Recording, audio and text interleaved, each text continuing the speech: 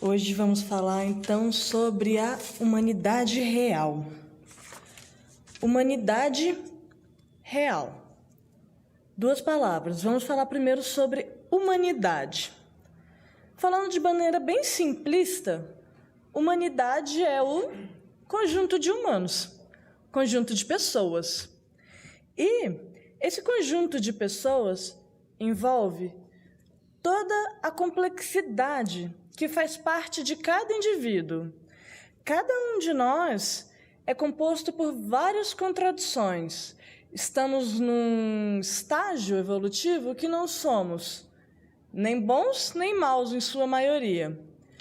Mas carregamos dentro de nós contradições entre o que é certo e o que é errado, entre o que é moral e o que é imoral, entre prazeres e deveres, e cada indivíduo carrega esse mundo dentro de si.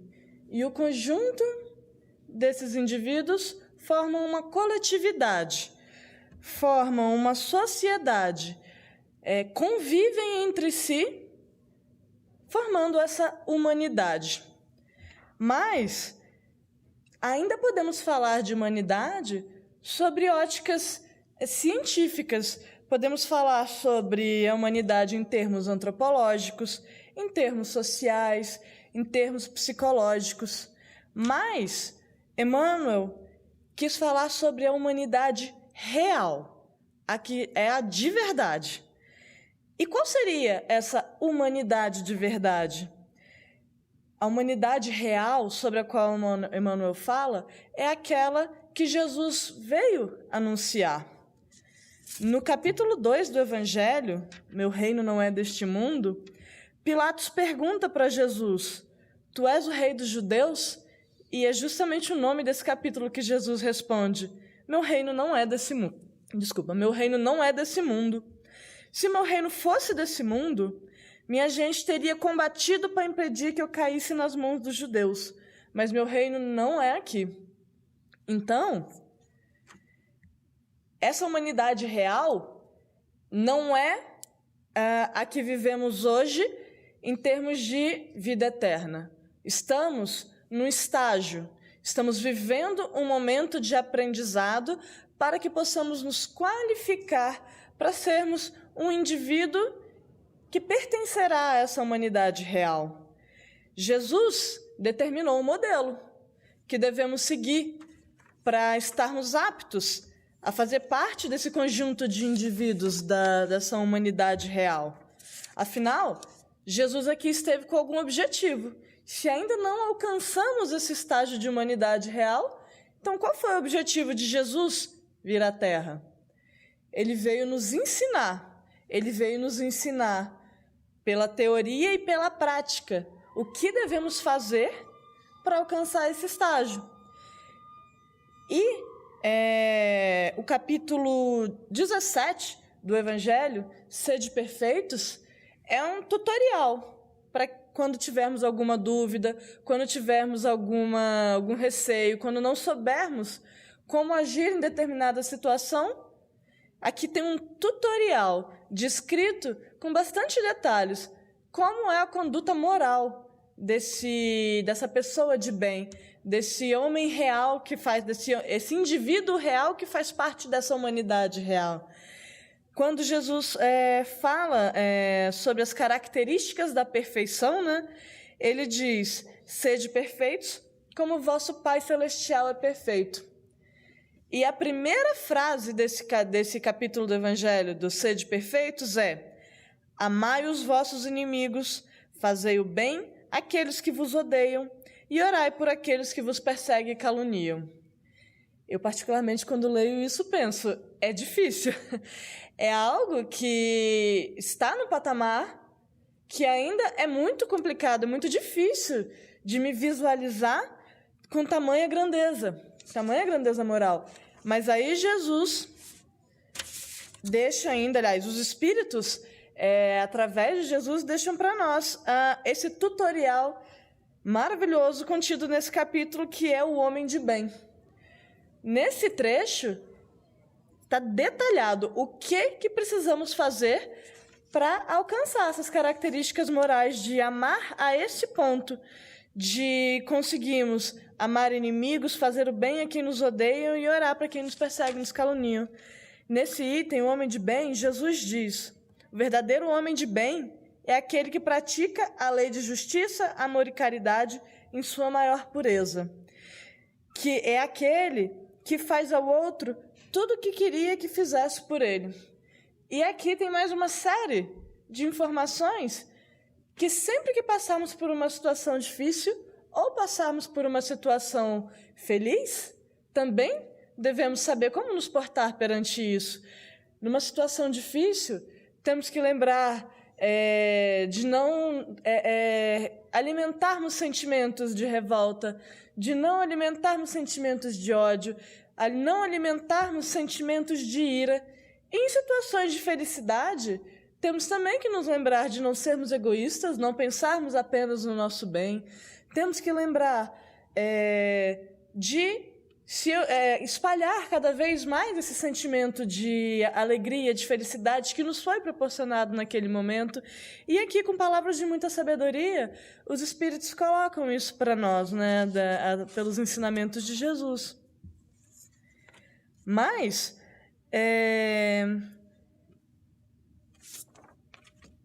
cada indivíduo, então, vai chegar um momento que cada um de nós vai internalizar esses conceitos do que é ser um homem de bem, do que é ser uma pessoa de bem.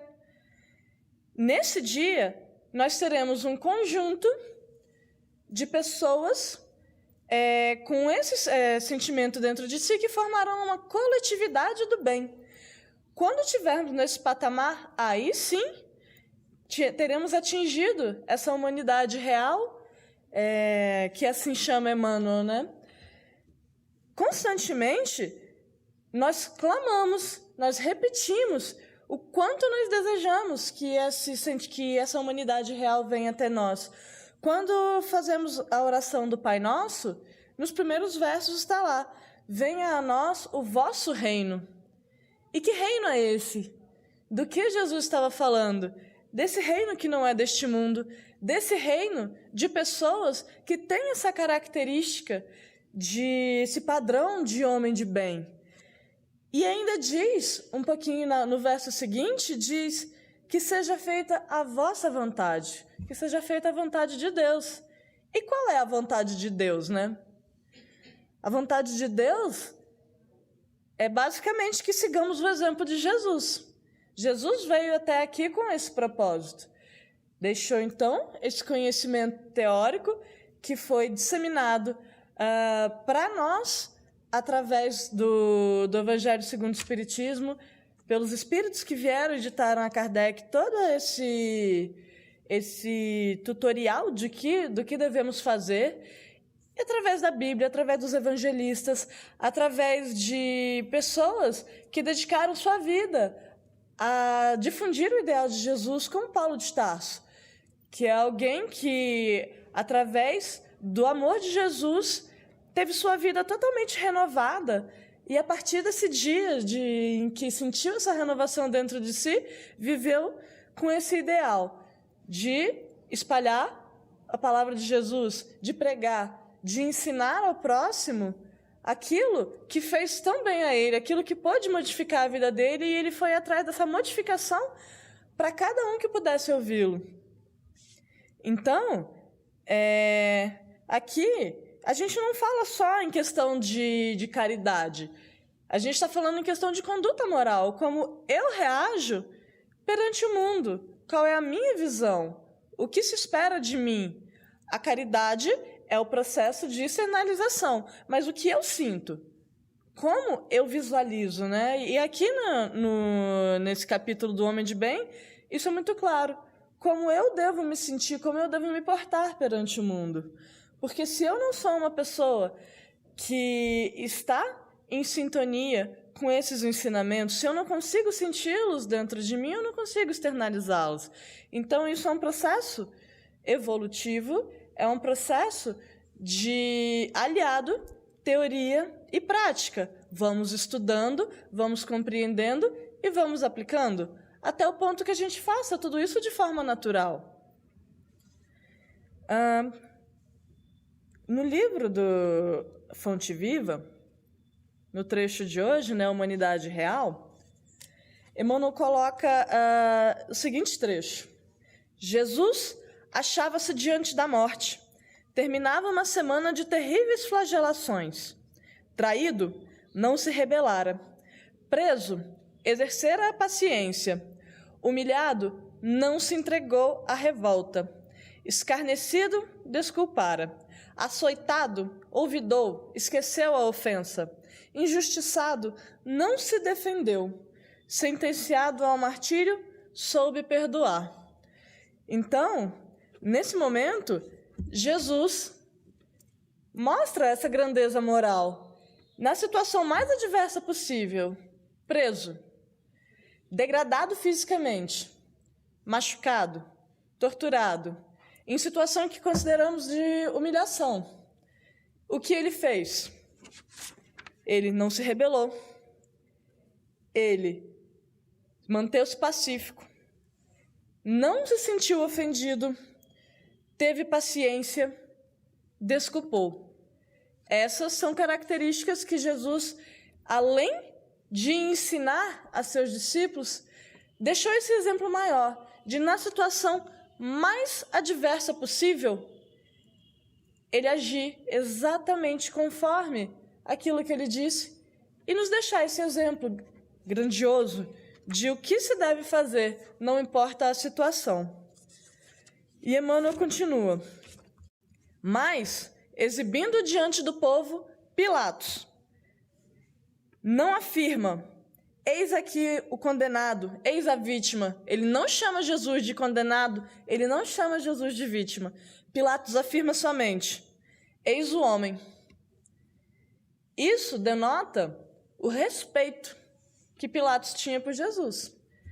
Porque, por mais que ele não concordasse ou não compreendesse Jesus, ali estava alguém que mantinha firme esse ideal que ele veio ensinar.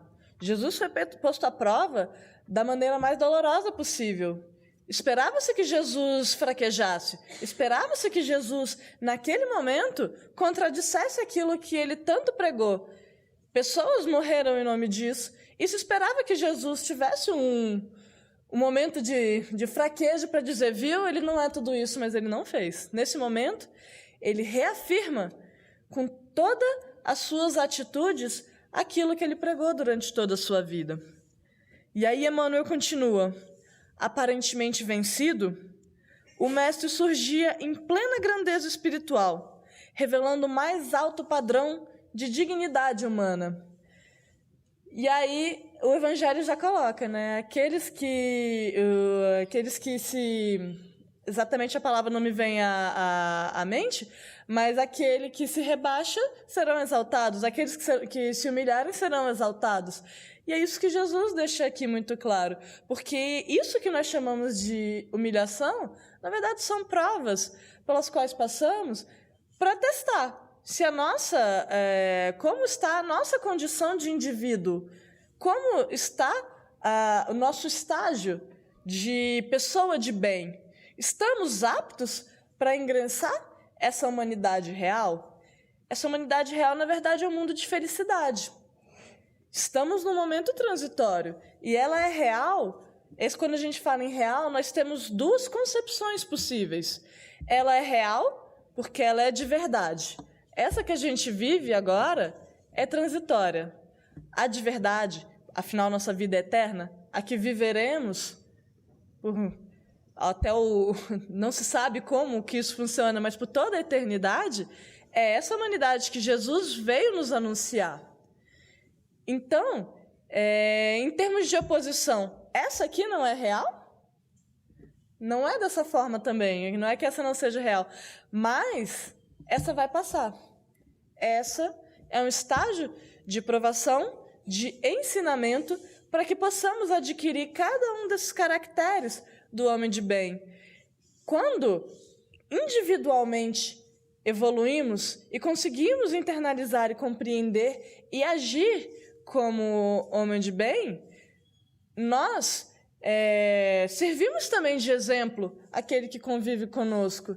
Uma vez um amigo me falou uma coisa muito interessante, que nós não podemos mudar a ninguém, nós podemos mudar apenas a nós mesmos. E para que se a gente se visualizar como uma árvore, quando a gente busca se modificar, crescemos.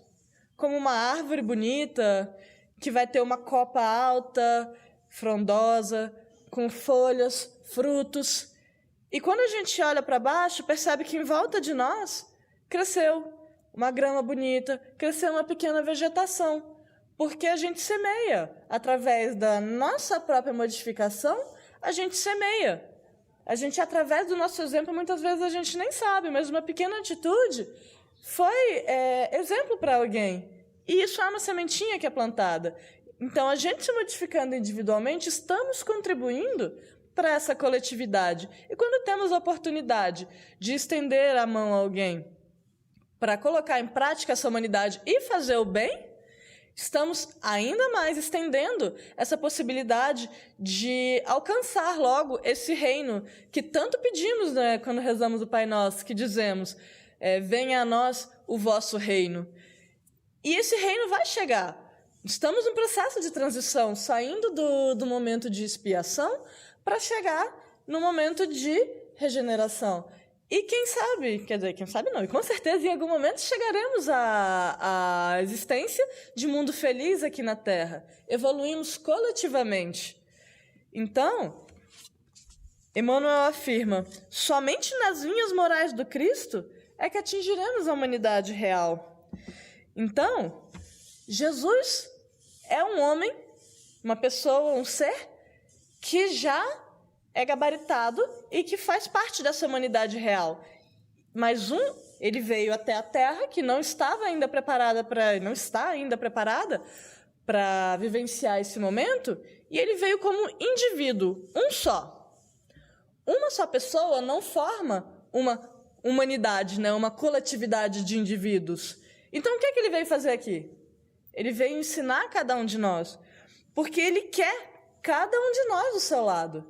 Ele acredita, ele tem certeza que cada um de nós vai passar por esse estágio, cada um de nós vai ser apoiado, cada um de nós está em condições, não só em condições, mas está no caminho para alcançar esse patamar de conseguir conviver ao seu lado. E pelo seu exemplo, nós temos a certeza de que esse período de expiação passa. Quando a gente tem essa certeza da vida eterna, a gente tem essa certeza desse propósito de Jesus, de vir até aqui, porque ele sabe que cada um de nós chegará até lá e que ele está ao lado de cada um de nós em cada momento que vivenciamos, nossas provas ficam mais fáceis. Graças a Deus por essa doutrina espírita que consegue nos proporcionar essa visão mais ampla de que a vida é eterna e que não precisamos nos apegar tanto aos nossos sofrimentos, porque sabemos não apenas que eles são passageiros, mas que eles são aqui para o nosso bem. Que possamos ter fé nesse exemplo de Jesus, que possamos confiar que tudo aquilo que ele vivenciou foi um exemplo, foi só para dizer, olha o que eu vivenciei e olha como eu estou hoje. Você também vai chegar lá. Muito obrigada.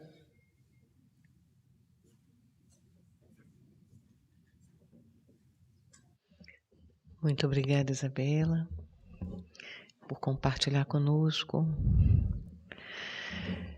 Eu sugiro que fechemos os nossos olhos, permaneçamos nessa conexão maravilhosa com o alto, com esses amigos queridos que nos cercam de amor, de carinho, lembrando que estamos ao amparo do nosso Mestre inigualável, nosso irmão maior, Jesus, que estamos também ao amparo de Bezerra de Menezes, mentor dessa casa, e estamos agasalhados pelo amor enorme, pela imensidão desse carinho que provém de Ivone do Amaral Pereira, dirigente dos nossos trabalhos agora pela manhã, sentindo-nos como se tivéssemos recebido um ramalhete de flores. E essas flores, tão lindas, tão perfumadas, vamos levar por toda essa semana. Vamos sentir que cada irmão que se aproxima de nós vai receber uma dessas flores. Que essas flores são o nosso sorriso, o nosso carinho, o nosso compartilhamento de amor profundo. E assim, amparados por esse Mestre querido e por todos esses amigos espirituais, muito agradecidos por essa oportunidade de iniciarmos o dia nesta casa de oração, reflexão, nós vamos dar graças a Deus e graças a Jesus. Irmãos, hoje nós teremos novamente o passe, né? Que os nossos irmãos queridos ministram com tanto carinho, com tanto amor, essa doação de energia. Aqueles que assim o quiserem, é só se colocarem na parede ao lado. A presidência da casa também nos pede que a gente divulgue a cada um e a todos que nós teremos no dia 2 de junho, das 12 às 22 horas, ou seja, quem quiser ir almoçar lá, será muito bem-vindo. O Arraiá do Nosso Lar. O Nosso Lar é a festa junina do Nosso Lar, é um orfanato que a casa auxilia e que mantém algumas crianças que precisam muito de afeto, carinho e amor. Então, a casa ajuda a manutenção. E uma das formas dessa manutenção é por essa festa junina. Então, nós convidamos a todos a compartilharem desse carinho, desse amor nesse dia 2 de junho. O Nosso Lar fica em frente à Candangolândia, à direita, logo após a loja Pets. Sabe aqueles postos que ficam ali no caminho do Núcleo Bandeirante? Pegando a direita, só se manter à direita ali, onde era atrás daquela Mercedes-Benz, não sei se ainda está lá, mas é bem fácil de localizar. E qualquer coisa, tem o Google Maps, coloca Nosso Lar Orfanato, que vocês também chegarão lá, tá? São todos muito bem-vindos. Agora a casa também oferece o atendimento fraterno para aqueles que assim o quiserem. Começa agora às 8h30 e termina às 11h. E isso acontece de segunda a sexta, no sábado de 9h30 às 11h, além do período da tarde e da noite, todos os dias. Domingo que tem um horário excepcional, que é das 17h até às 19h. São todos muito bem-vindos e que tenham uma excelente semana. Até quinta que vem.